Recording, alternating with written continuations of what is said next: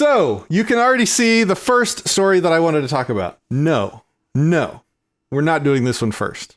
This is my show. I can do what I want. The first thing I want to talk about is something that I almost forgot that I wanted to do a show on.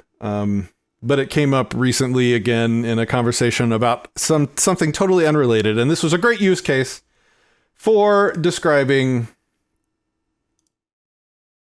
a problem on both sides of a specific issue, a problem that I just actually kind of mentioned when I was talking about Disenthrall being a platform for contributors with our, rule of non-aggression principle compliant content. So a while back, oh snap. Hey, got a new follow. Thanks for the follow, Mateo. A while back we had, I saw this story come by, and I see stories from libertarian platforms. I follow many of them often, just to kind of keep an eye on what everybody's doing and stay aware of what's happening. And I saw there's this platform called We Are Libertarians. And they have, a ton of content all over the place. And then I see this. They publish a communist on their platform. And it's important to point out, before I criticize, I'm not telling somebody what they can and can't do. But if you do something retarded, I can call you out on it, and I can shame you for it. And they did. They allowed an outright commie, a libertarian socialist, to straight up publish a manifesto to their website under the name We Are Libertarians. So that now anybody in the world going forward that looks up, let's find out about these libertarians. Oh, here's a platform called We Are Libertarians. Oh, look, a communist. Okay, so communism is part of the set of beliefs that they might now think are libertarian.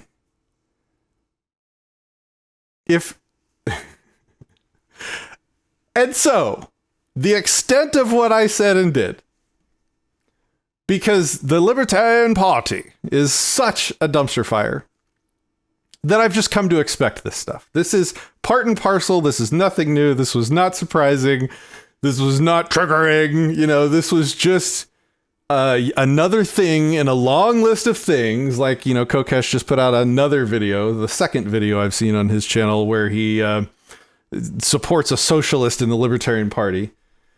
So it's nothing new, nothing surprising, certainly not triggering, but all I did was I posted to, the Disenthrall platform, my personal page. Hey, here's a screenshot of this We Are Libertarians page publishing communist content. I said, We are libertarians, everybody. Standards fit only for politics. That's all I said. That was it. I basically shamed their standards because saying that they're libertarians, representing libertarians, the libertarian label to the world, they're publishing communists. That's it.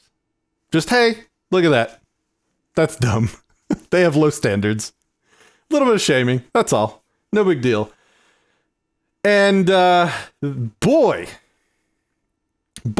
they said I was triggered. But I'm not sure I was the triggered one. Let's look. This is one of the head guys, owners, runners, operators, whatever, for We Are Libertarians. Hey, Patrick Smith, I'm going to share your behavior with my audience Tuesday. 10,000 listeners an episode. Good luck responding with your 2,100 likes, bruh. Get the first issue of WoW Reader that has triggered the hell out of a cultist libertarian. Poor snowflake Patrick Smith must have skipped the part in our principles. Principles. Where the We Are Libertarian podcast stands for serving our readers by treating them as adults. We present a wide range of opinion and let you decide what is right or wrong. People like Patrick want to control what you think and discuss.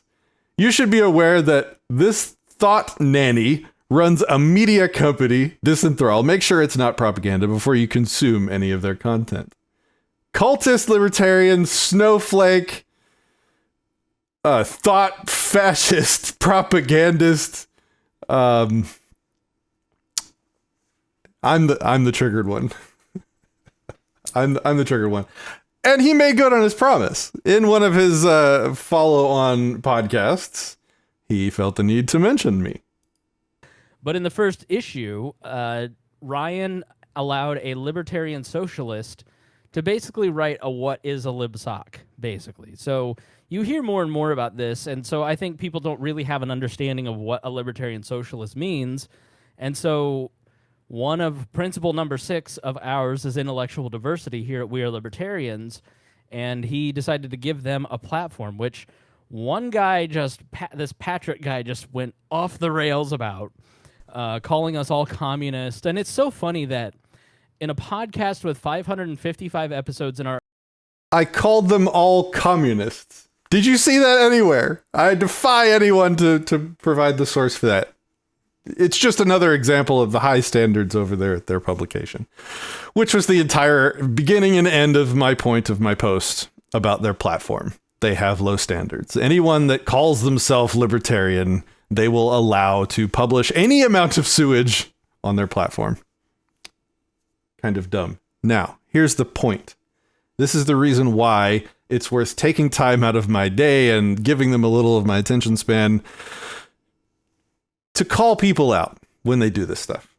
There is a difference between bringing dissenting, opposing opinions on your platform for a debate or a discussion, point, counterpoint, for a chat about it, and outright handing the keys to your publication to someone with views that are antithetical to the name of your publication.